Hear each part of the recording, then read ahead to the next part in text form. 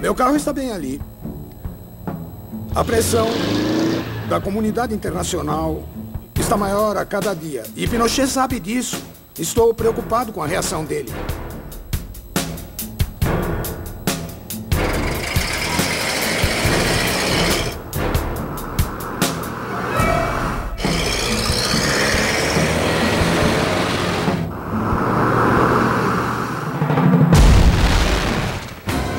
O assassinato de Letelier, que também tirou a vida de Ronnie Carpen Moffett, uma jovem americana de 26 anos, foi o primeiro ato de terrorismo internacional na capital dos Estados Unidos da América, antes do ataque de 11 de setembro da Al-Qaeda.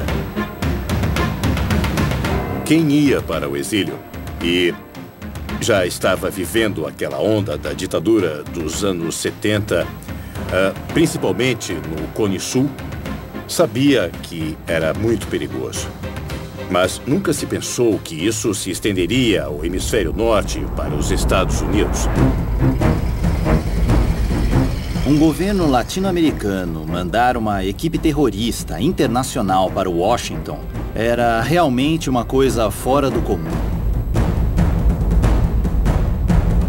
Com o tempo, as investigações conduzidas sobre esse caso e outros permitiram revelar o que representava a Operação Condor no Cone Sul da América.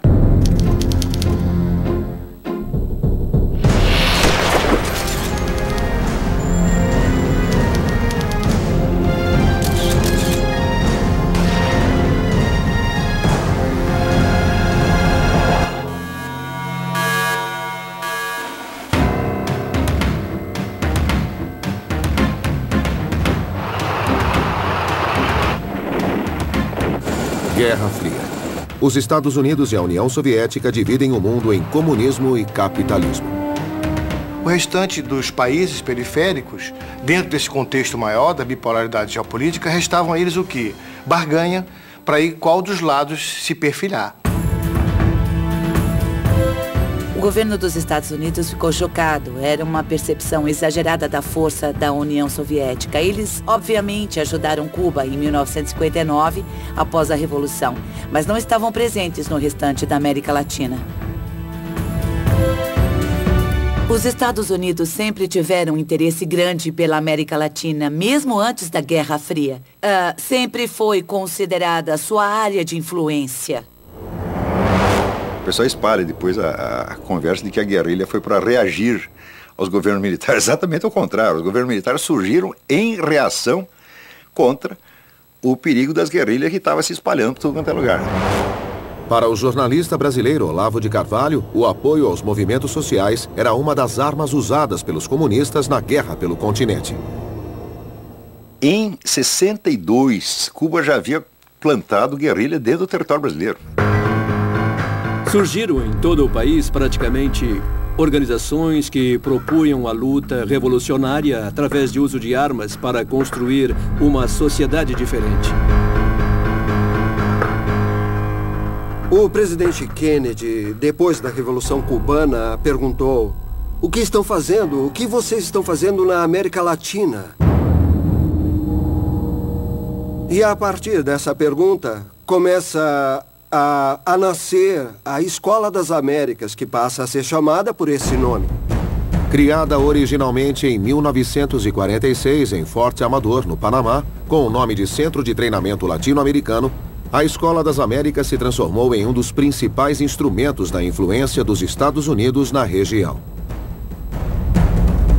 Ela começa a introduzir uma política muito mais militar, muito mais estratégica, muito mais refinada, e se cria a doutrina de segurança nacional.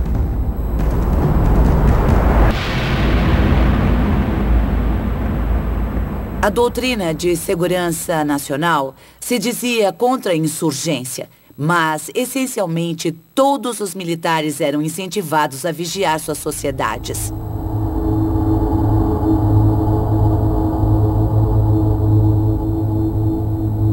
Se um sacerdote tinha ideias progressistas, comunista. Se um sindicalista tinha alguma ideia de justiça social ou de direitos humanos, Ele é comunista também. Esse era o outro lado da doutrina de segurança nacional. Os civis não eram considerados confiáveis. Os militares começaram a achar que eram os únicos que podiam garantir a segurança nacional. Em março de 1964, o presidente brasileiro João Goulart é deposto em um golpe de Estado. O golpe militar de 64, ele traz no seu bojo a doutrina de segurança nacional. E depois vai se expandindo por toda a região. Muita gente achava que os Estados Unidos eram os únicos com poder imperialista no hemisfério ocidental. Mas o Brasil era um império e, até certo ponto, também tinha poder imperialista. O regime militar brasileiro apoiava os regimes de direita ao seu redor e se opunha em segredo ou abertamente a qualquer governo progressista que pudesse chegar ao poder em países como Uruguai, Bolívia e Chile. Em 64, logo após o golpe, uma quantidade enorme de brasileiros vão buscar refúgio no Uruguai.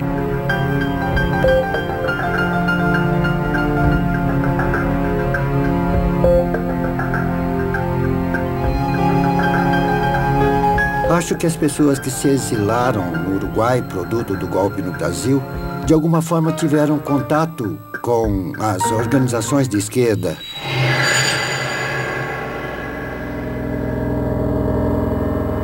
Inclusive, houve algum roubo de armas que tinham como destino o Brasil.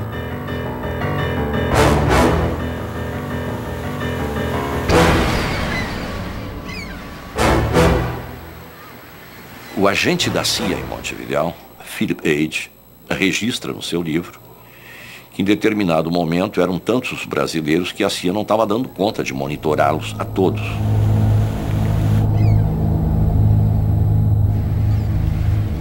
E pede reforço para a estação da CIA no Rio de Janeiro, que responde informando que irão mais 2 agentes da CIA.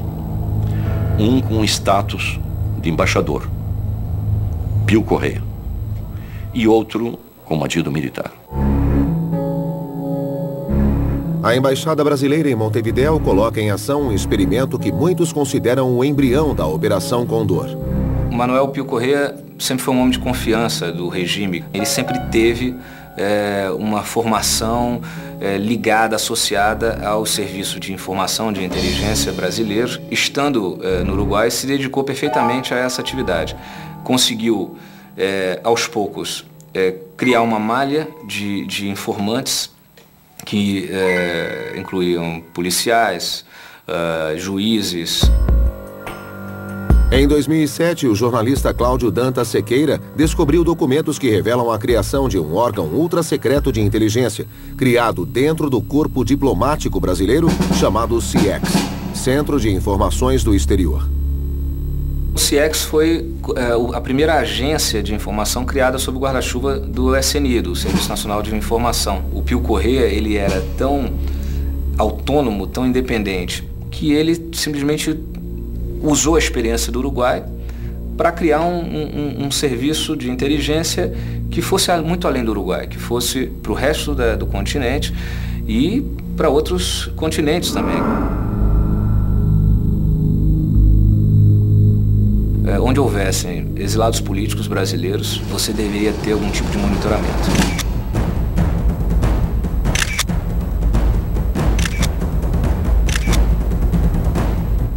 Pio Correia criou este clandestino aparelho e que resultou, por exemplo, na desaparição de vários brasileiros. E, ao mesmo tempo, colaborou com repressões da Argentina, do Uruguai, do Chile e do Paraguai.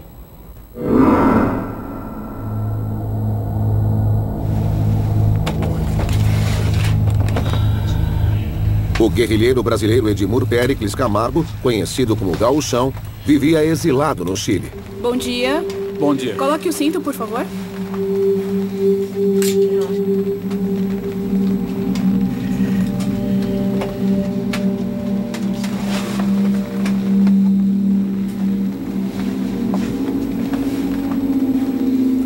Senhor por Péricles Camargo?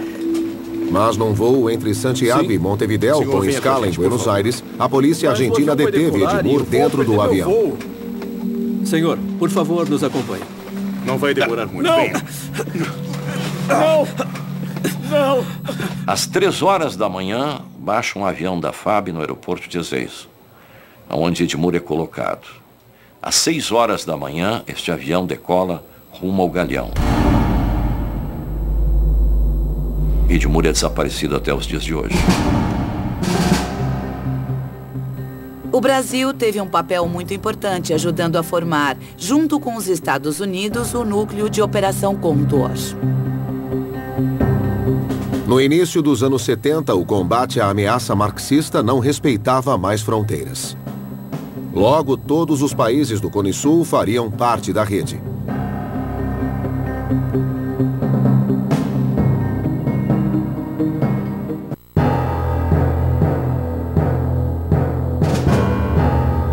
Em 1971, o general Hugo Banzer toma o poder na Bolívia. Em 1973, no Uruguai, o presidente civil Juan Maria Bordaberry, com o apoio das Forças Armadas, fecha o Senado e o Congresso Nacional. O Brasil interveio secretamente para garantir os governos militares de tomarem o poder na Bolívia e Uruguai e ajudou os Estados Unidos no enfraquecimento da eleição e governo de Salvador Allende, o primeiro socialista eleito democraticamente na América Latina e inclusive no mundo entre 1970 e 1973.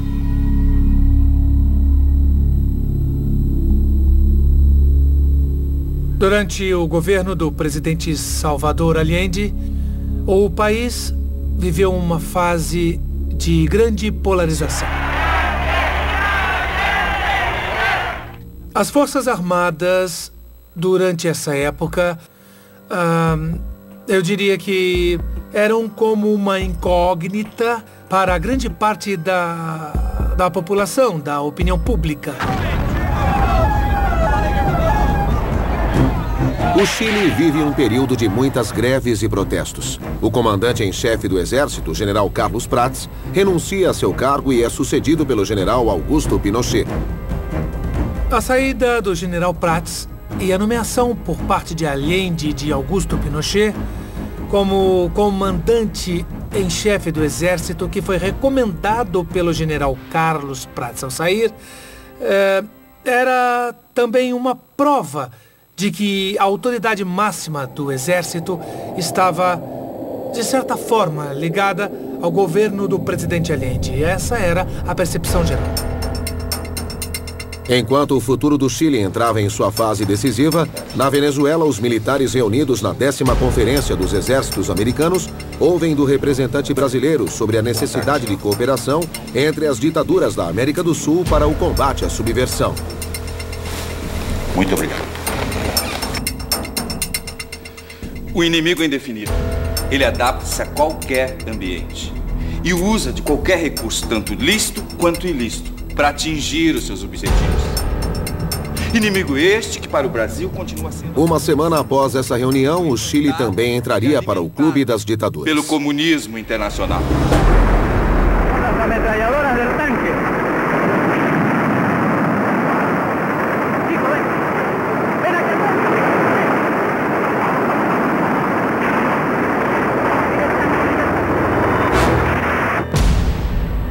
11 de setembro de 1973.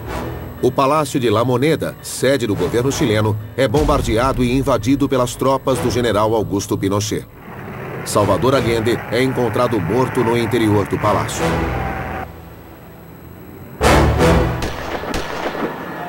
O golpe militar foi muito violento em vários aspectos. Em primeiro lugar, os chilenos estavam convencidos de que não podia haver um golpe no Chile, porque na história política do país, isso não era registrado já há muito tempo. O Chile era uma democracia muito sólida. Na verdade, só aconteceu esse golpe pela união de forças oligárquicas, pela pressão de metade da população e ainda pela intervenção de outros países. No dia do golpe, 11 de setembro de 73, a embaixada brasileira estava com todas as luzes acesas. E no seu interior, com uma taça de champanhe, o nosso embaixador saudava, dizendo: ganhamos. O terror toma conta de todo o país. Milhares de pessoas são detidas e submetidas a interrogatórios. A repressão transforma o Estádio Nacional num imenso centro de detenção. A estimativa é que nos primeiros meses do golpe, 18 mil pessoas de diversas nacionalidades ficaram presas ali. No Estádio Nacional havia tantos presos chilenos quanto estrangeiros. O Chile tinha recebido muita gente de países vizinhos durante o governo do presidente Allende. Principalmente do Brasil, mas também da Bolívia, do Uruguai, da Argentina e de alguns outros países. Naquele momento, no Chile, estavam mais de 5 mil brasileiros exilados. Quer dizer, havia uma presença de exilados brasileiros muito forte. Após o golpe no Chile, o Brasil ajudou Pinochet a se estabilizar e consolidar seu mandato, proporcionando ajuda econômica e treinamento militar secreto para o regime de Pinochet.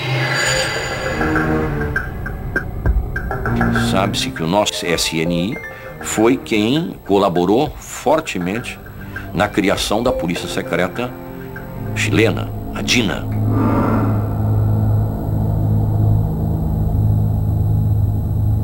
DINA, Dirección de Inteligência Nacional. Controlada pelo temido coronel Manuel Contreras, a DINA se transforma numa eficiente máquina de repressão. Todos os países do Cone Sul tinham sua própria história. Só que o interessante é saber por que ocorreram tantos golpes militares ao mesmo tempo, no começo e na metade dos anos 70. Isso foi claramente um resultado dos esforços do Brasil em se associar e se cercar de outros regimes militares. E certamente dos esforços do governo militar chileno após tomar o poder em 1973 para apoiar a direita argentina e as forças militares para a tomada do poder lá. Nos meses seguintes, a operação estabeleceu novos parâmetros no combate àqueles que considerava seus inimigos.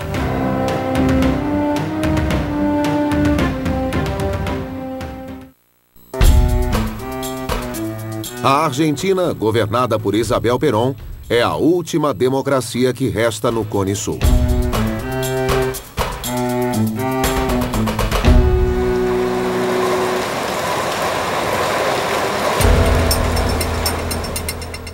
Mas nos bastidores, a operação repressiva que unia toda a região já estava instaurada. Devemos ter nas embaixadas um oficial membro das Forças Armadas ou da polícia, cuja função principal será garantir a coordenação com a polícia ou com o representante de segurança de cada país. O subchefe da polícia, Alberto Vilar, conhecido como fundador da maior organização de direita do país, a Aliança Anticomunista Argentina, ou AAA, se reúne em Buenos Aires com os chefes das polícias do Chile, Uruguai e Bolívia. Nessa reunião, eles decidiram operar coletivamente com as diferentes organizações policiais, basicamente para perseguir pessoas que se encontravam exiladas e, de fato, existem casos que realmente começaram em 1973. Mas foi em 74 que a Operação Condor começou a tomar forma. E, apesar de não possuir formalmente um nome, já era possível ver esse tipo de operação em conjunto entre os países para sequestrar e torturar as pessoas e então mandá-las de volta ao país de origem. Esses foram os passos que ajudaram a criar a Operação Condor, que construíram os laços entre as instituições militares e as instituições da polícia secreta, e que colaboraram com a repressão violenta que conhecemos hoje como Operação Condor.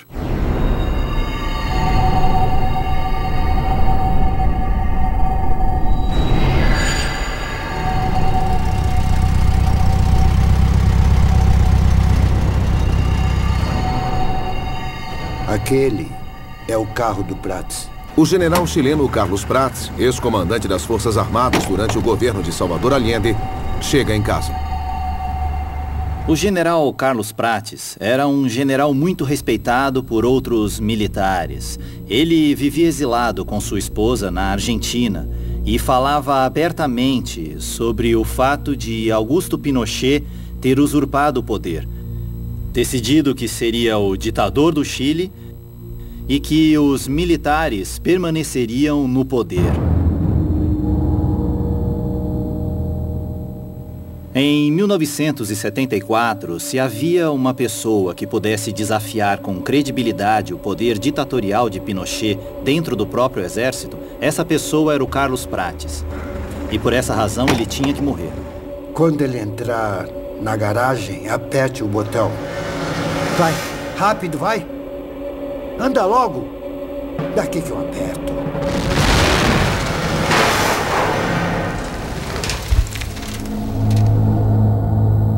A morte dele e de Dona Sofia Cuthbert foi horrível. Todos podem imaginar o impacto de uma bomba de alto poder colocada diretamente no local em que a Dona Sofia estava sentada e bem perto do general Prats, que estava voltando ao carro para entrar na garagem do prédio em que morava. Podemos determinar com certeza que foi planejado, comandado e executado por agentes da Direção da Inteligência Nacional, ou DINA, a polícia secreta de Augusto Pinochet durante a ditadura militar. O executor material, quem colocou a bomba embaixo do carro, foi Michael Townley, um cidadão norte-americano que participou das atividades da DINA como agente civil. O atentado ao general Carlos Prats foi a primeira ação da DINA com participação direta do norte-americano residente no Chile, Michael Townley. Ele se tornaria, com o passar dos anos, um dos principais operadores da Operação Condor. Michael Townley era cidadão americano, um neofascista, filho de um executivo da Ford Motors, que tinha se mudado para o Chile quando Townley era jovem. Townley cresceu, se tornou especialista em eletrônica e se uniu ao grupo neofascista Pátria e Liberdade, com o intuito de desestabilizar a eleição de Salvador Allende em 1970. De acordo com registros que vieram a público, ele ofereceu seus serviços para a CIA e era relacionado com a embaixada norte-americana. Além de Townley, o assassinato do general Prats expõe as atividades de um dos principais agentes da DINA na Argentina. Townley trabalhou com Arancibia Clavel, que era outro chileno. Ele foi muito próximo da milícia, que era um grupo de direita do qual faziam parte os terroristas vinculados à AAA, que era a Aliança Anticomunista Argentina. Recrutados dentro da extrema-direita chilena, Michael Townley e Arancibia Clavel são peças importantes na rede de contatos que a DINA estabelece com grupos de extrema-direita na América Latina, nos Estados Unidos e na Europa. A DINA tinha contatos com fascistas europeus de organizações como a Nova Ordem. Stefano Delle Chiaie também foi para Santiago para tentar estreitar relações com a DINA. Alguns grupos neofascistas se estabeleceram em países como Bolívia e Argentina. Eles colaboravam com regimes militares desses lugares. Havia ex-nazistas que ajudaram o regime de Pinochet e o regime argentino. Além disso, a polícia secreta do Chile se aproveitou dos talentos de exilados cubanos que haviam sido treinados pela CIA no início dos anos 1960 e que depois acharam que a agência não era suficientemente anticomunista e estavam em Santiago do Chile para tornar Pinochet um novo defensor da violência anticastrista. Com uma estrutura de colaboradores distribuídos pelo mundo, os serviços de inteligência do Chile se preparam para ações cada vez mais ousadas.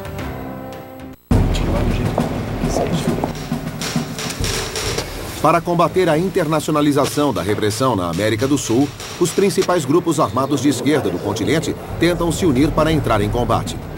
E um dos principais articuladores desta ideia é o revolucionário argentino Roberto Santuccio. A inspiração política do meu irmão, Roberto Santuccio, e da Frente Revolucionária Indo-Americana Popular era levar adiante uma revolução latino-americana. O PRT tinha contato com os Tupamaros, assim como com o MIR, do Chile, e o POR, da Bolívia.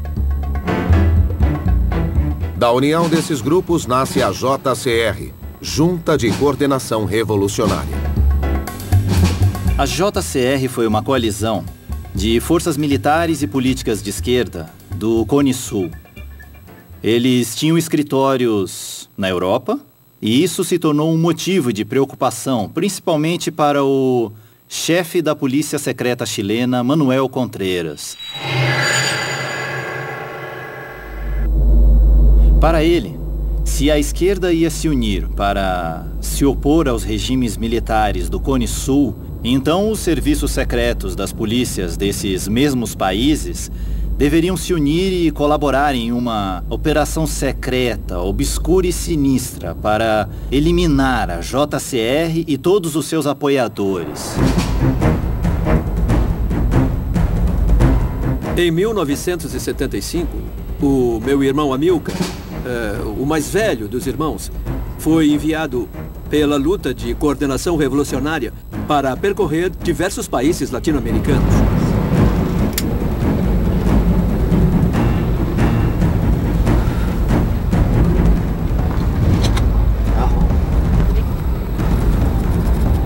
Amilcar Santuccio viaja ao lado de Jorge Isaac Fuentes Alarcón, um dos líderes do movimento da esquerda revolucionária do Chile e articulador da JCR.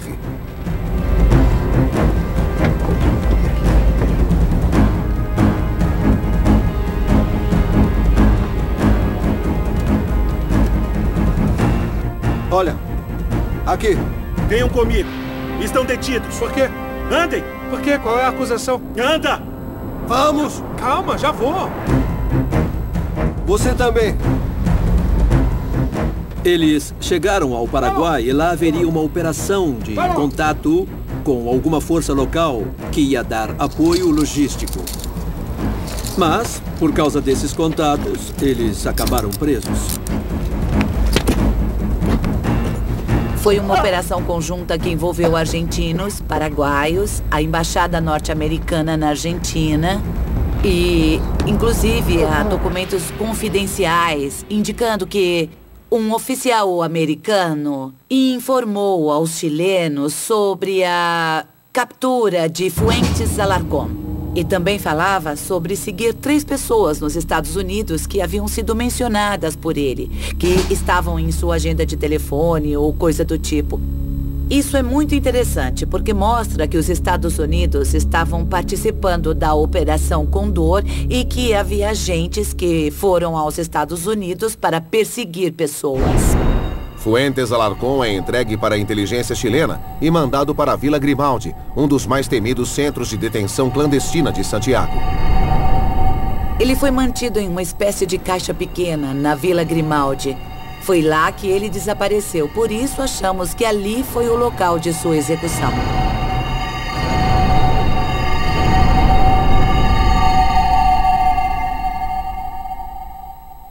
Após ter sido preso no Paraguai, Amilcar Santuccio foi dado como desaparecido. Mas um golpe de sorte salvou sua vida.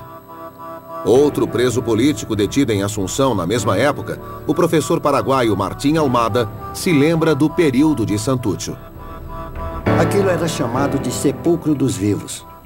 Foi onde o Comitê Central do Partido Comunista Paraguaio ficou preso. 10 anos, 15 anos, 20 anos. E ao lado, na cela vizinha, havia um argentino, Amilcar Latino Santuccio. Ali, Santuccio se identificou para um médico suíço da Cruz Vermelha, que exigiu que as autoridades paraguaias o declarassem como prisioneiro.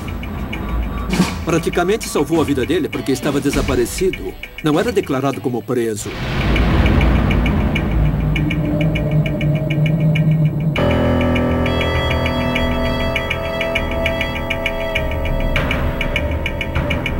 O professor Martim Almada foi detido pela polícia do general Alfredo Stroessner imediatamente após retornar de um período de estudos na Argentina.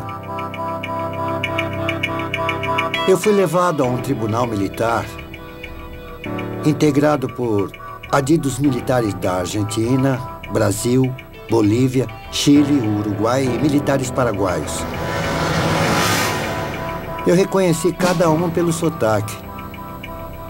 Aí, lá, eles classificaram meu crime como terrorista intelectual. E por esse motivo, passei 1000 dias na prisão de Stroessner.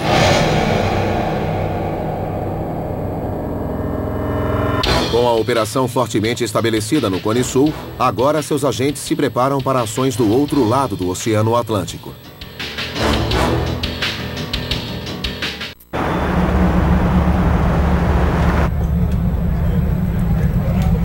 A repressão no Cone Sul fecha o cerco contra seus inimigos, não só no continente, como também do outro lado do Atlântico.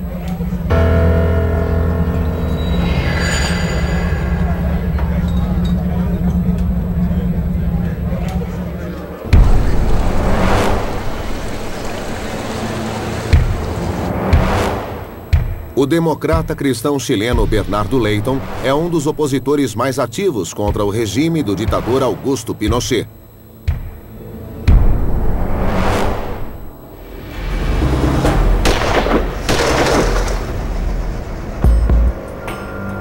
Os tiros são disparados por assassinos contratados pelo norte-americano Michael Townley.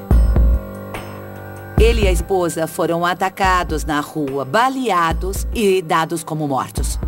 Entretanto, sobreviveram com sequelas muito graves. Então, esse foi um caso de assassinato mal sucedido da Operação Condor, mas serviu para silenciar quem criticava abertamente o regime de Pinochet. O atentado em Roma é a prova de que as garras da repressão estavam preparadas para atingir qualquer um, em qualquer parte do mundo.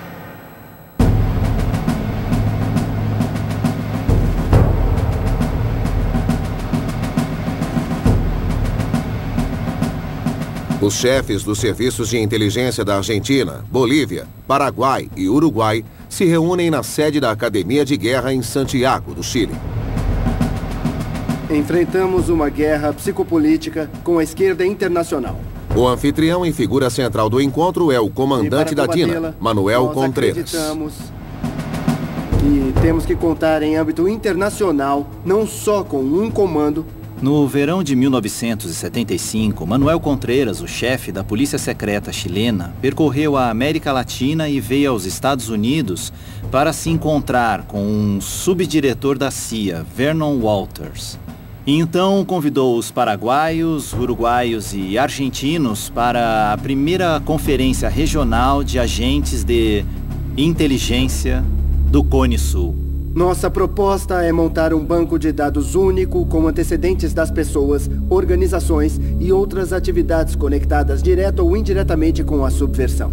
O Brasil participou da reunião em Santiago do Chile que formalizou a Operação Condor, que já era praticada, mas de maneira bastante informal.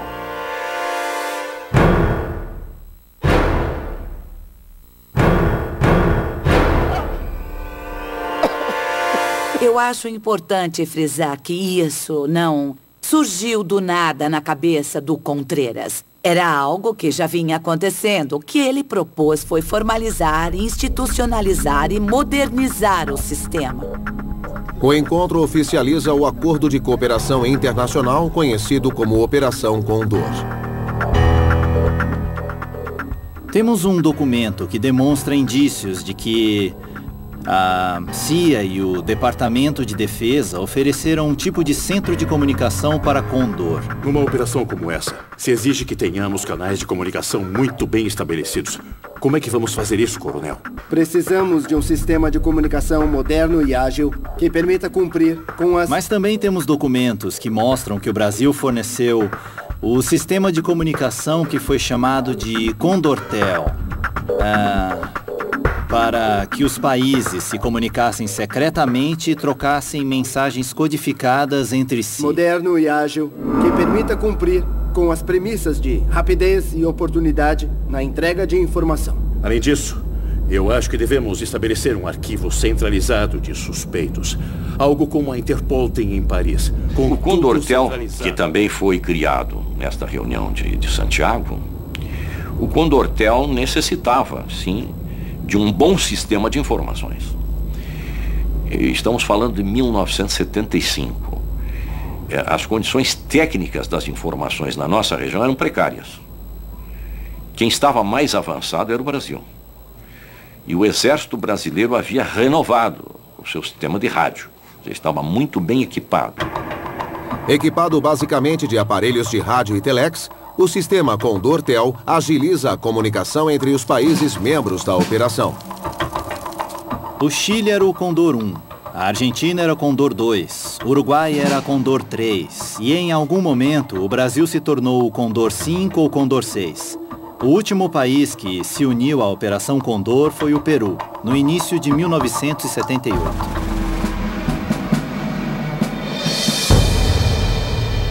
Provavelmente, a maior prova do apoio dos Estados Unidos tenha sido um documento que eu descobri, um relatório escrito em 1978, falando sobre o sistema de comunicação interamericano dos Estados Unidos no Canal do Panamá, que era basicamente uma rede de comunicação interamericana que permitia aos Estados Unidos se comunicar com todos os militares de uma forma segura e então isso foi aplicado na Operação Condor.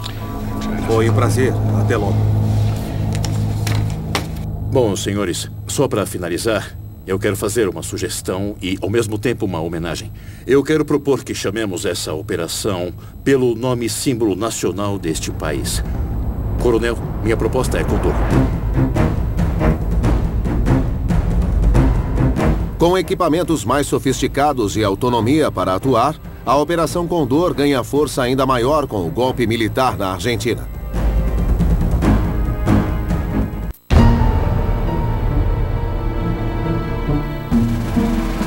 Em março de 1976, um golpe na Argentina completa o cenário dos regimes militares no Cone Sul. Com o apoio da rede de informação da Operação Condor oficialmente instalada, tem início uma das ditaduras mais violentas da história da América Latina, sob o comando do general Jorge Rafael Videla. Em 76, a AAA praticamente se incorporou à ditadura. E eles tinham um banco de informação que foi reunido durante todas as últimas ditaduras. Então começou a repressão e eles tinham listas de pessoas dos movimentos, dos partidos e das universidades. Para a jornalista Estela Caloni, autora de vários livros sobre a Operação Condor, a Argentina se transformou em uma armadilha terrível para os exilados de outros países do Cone Sul. O maior número de estrangeiros desaparecidos aqui até agora é de uruguaios. Mas aquilo virou uma armadilha para os brasileiros e também para todos os exilados que estavam no país. Os uruguaios não eram só perseguidos dentro das diretrizes da Operação Condor. As diretrizes eram precisas, eram personalidades muito importantes, líderes.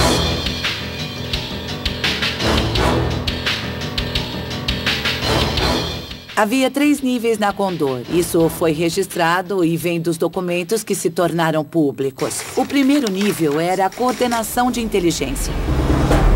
Devemos ter em cada embaixada um oficial membro das Forças Armadas ou da polícia. O segundo nível eram as operações de colaboração. Em outras palavras, as operações conjuntas para perseguir as pessoas. Vamos, calma, já vou. Você também. Com todos os países do Cone Sul vivendo sob regimes militares, os membros da Operação Condor colocam em prática sua fase mais ousada. O terceiro nível era a capacidade de assassinar líderes políticos. No final de 1975, e depois de uma série de ações já conjuntas, como o assassinato do general Carlos Prates e da esposa dele, isso vai marcar uma primeira ação conjunta dos militares chilenos com a AAA argentina e com certos órgãos de segurança do país. Para executar as ações da terceira etapa da operação, os países membros formam grupos conhecidos como Hunter Killer Teams. Quem são vocês? Paradinho aí! Que isso? Ficaram loucos? Os Hunter Killer Teams eram grupos com cerca de 10 ou 15 homens que tinham tarefas diferentes, mas que principalmente era perseguir suspeitos.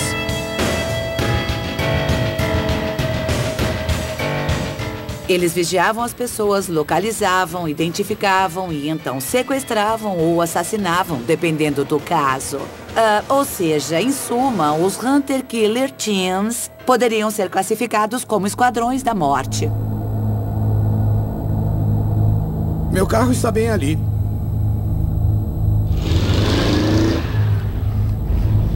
O assassinato do meu pai foi executado por um braço fora do território. Em particular, agregado a outros grupos que operavam além de suas fronteiras. E é a razão de tudo.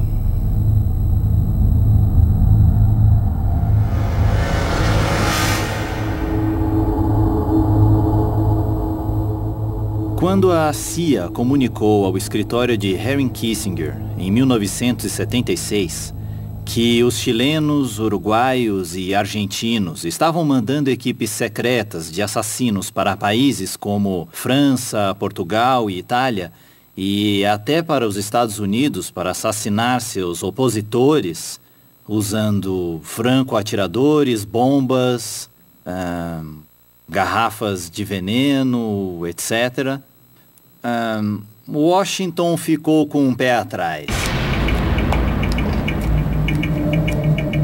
O que o governo norte-americano não podia imaginar é que sua capital seria o cenário da ação mais ousada dos agentes da Operação Condor.